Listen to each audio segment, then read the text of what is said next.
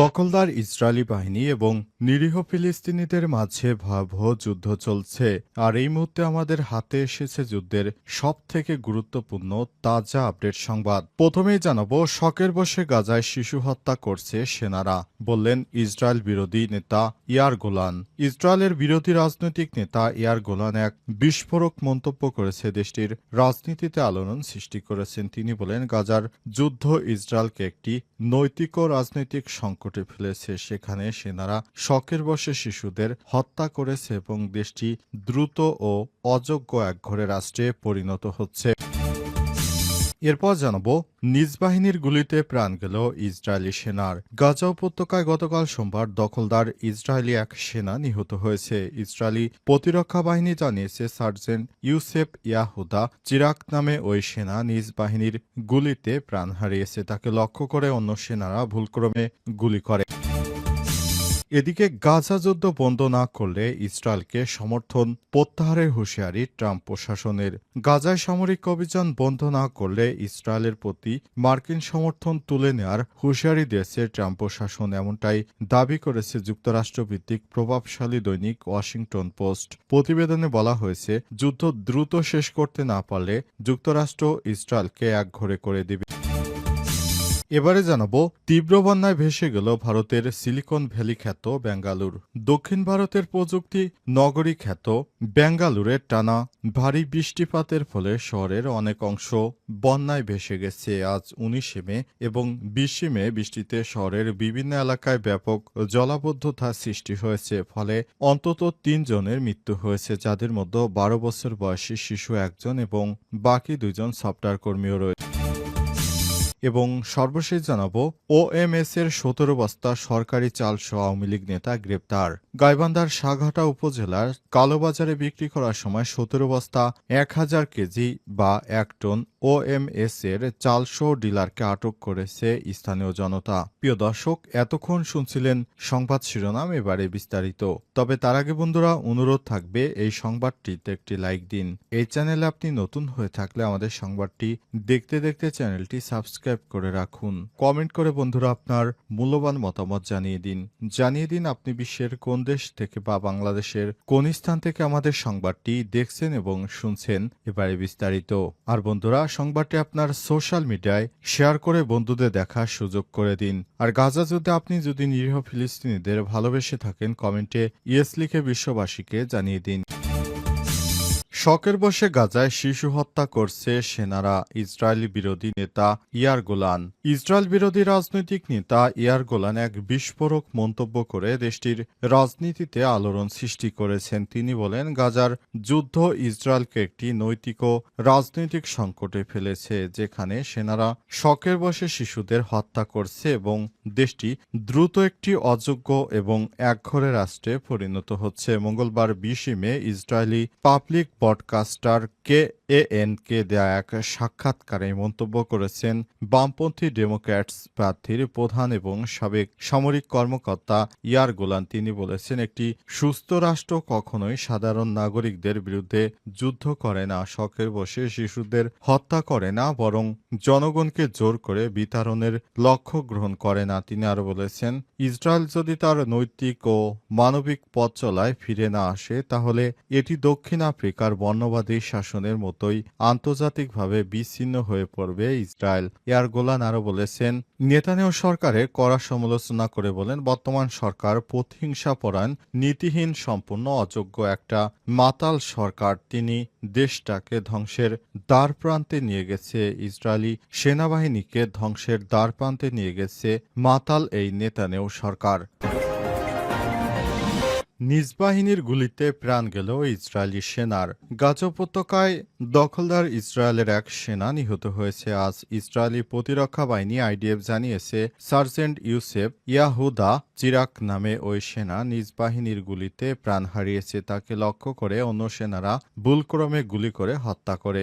Israeli প্রতিরক্ষা বাহিনী তথ্য অনুযায়ী উত্তর গাজায় এই দখলদারের মৃত্যু হয়েছে। ওই সময় সেখানে কমব্যাট ইঞ্জিনিয়ার্সরা নিজ বাহিনীর গুলিতে প্রাণ গেল ইসরায়েলি সেনার।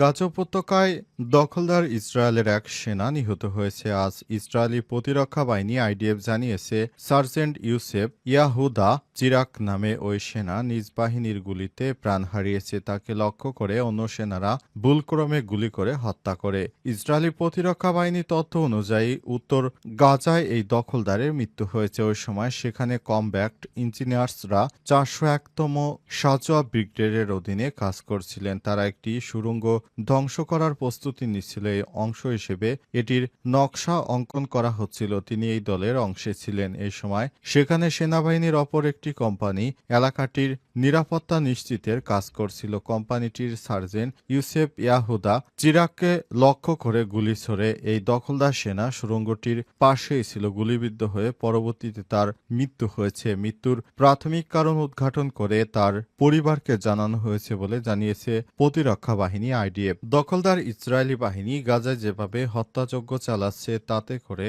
ইহুদিরা কোনোভাবেই আর সাধারণ মানুষকে রক্ষা পেতে দিচ্ছে না। এবার নিজেরা নিজেদের সেনাদেরকেও রক্ষা করছে না, তারা নিজেদের সেনাদেরকেও গুলি করে মারছে। এটি পৃথিবীর বুকে একটি নজিরবিহীন ঘটনা। গাজা যুদ্ধ বন্ধ না করলে ইসরায়েলকে সমর্থন প্রত্যাহারের হুঁশিয়ারি ট্রাম্পের।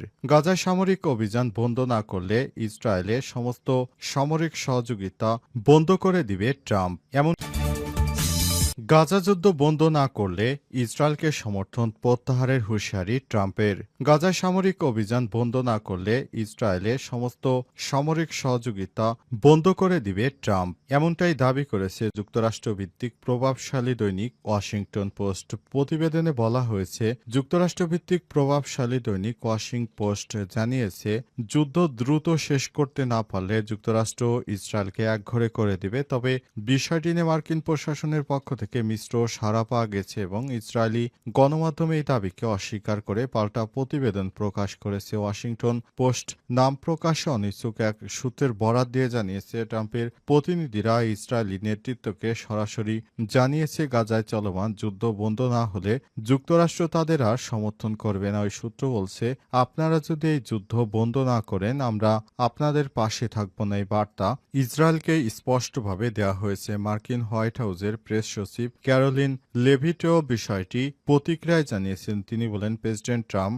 গাজা চলমান যুদ্ধের দ্রুত অবসান চান। সম্প্রতি গাজায় বন্দী থাকা মার্কিন সেনা এডান আলেকজান্ডারকে মুক্তি দেওয়ার পর এই বক্তব্য দেন লেভিট। উল্লেখযোগ্যভাবে এডানের মুক্তির প্রক্রিয়ায় ইসরায়েল ছিল না, বরং হামাসের সঙ্গে সরাসরি যুক্তরাষ্ট্রের আলোচনার মাধ্যমে এডানকে ছাড়া হয়েছে। এই পদক্ষেপও দুই দেশের সম্পর্কের দূরত্ব নতুন মাত্রায় নিয়ে গেছে বলে বিশ্লেষকরা মনে করছে। ডোনাল্ড ট্রাম্প সম্প্রতি মধ্যপ্রাচ্য সফর করেন। সফরে তিনি সৌদি আরব, কাতার, সংযুক্ত আরব আমিরাত সহ বিভিন্ন আরব দেশের নেতাদের সঙ্গে বৈঠক করে গাজার পরিস্থিতি নিয়ে আলোচনা করেন এবং সেখান থেকেই নেতানিয়াহুর প্রতি তিনি আরও কঠোর হবেন বলে এমনটাই জানা যাচ্ছে। ওএমএসের ১৭ বস্তা চালসহ আওয়ামী লীগ নেতা ওএমএসের ১৭ বস্তা চালসহ আওয়ামী লীগ নেতা গ্রেপ্তার। গাইবান্ধার সাঘাটা উপজেলার কালোবাজারে বিক্রি করার সময় ১৭ বস্তা ১,০০০ কেজি ওএমএসের চালসহ ডিলারকে আটক করেছে স্থানীয় জনতা। আজ মঙ্গলবার ২০ মে খাদ্যবান্ধব কর্মসূচির ১৭ বস্তা চালসহ উপজেলা বোনারপাড় খাদ্য গোদাম থেকে উত্তোলন করে উপজেলা বোনাপাড়া ইউনিয়ন ডিলার ও বোনাপাড়া ইউনিয়ন আওয়ামী লীগের সভাপতি আফজাল হোসেন। এরপর পুলিশ তাকে গ্রেপ্তার করে নিয়ে গেছে। পরে উত্তোলন করা চাল কলেজ মোড় নামক স্থানে বস্তা পরিবর্তন করে কালোবাজারে বিক্রির সময় স্থানীয় লোকজন টের পায়। স্থানীয় লোকজন তাকে হাতে নাতে চালসহ ডিলার মোহাম্মদ আফজাল হোসেনকে আটক করে পুলিশকে খবর দেয়। খবর পেয়ে বোনারপাড়া পুলিশ তদন্ত কেন্দ্রের পুলিশ এসে চালসহ অভিযুক্ত ডিলারকে আটক করে নিয়ে যায়। বোনারপাড়া পুলিশ তদন্ত কেন্দ্রের ইনচার্জ আব্দুল কায়ুম বলেছেন, চালসহ ডিলারকে থানায় নিয়ে আসা হয়েছে, মামলার প্রস্তুতি চলছে। সাঘাটা উপজেলা খাদ্য নিয়ন্ত্রক ফাহাদ ইবনে সালাম বলেছেন, অভিযুক্ত ডিলারের বিরুদ্ধে নিয়মিত মামলা করা হবে। সরকারি ত্রাণের চাল কেন সে কালোবাজারি করে মার্কেটে বিক্রি করছে, বিষয়টি সম্পর্কে তদন্ত করা হচ্ছে এবং আইনগত ব্যবস্থা গ্রহণ করা হবে বলে জানিয়েছে প্রশাসন।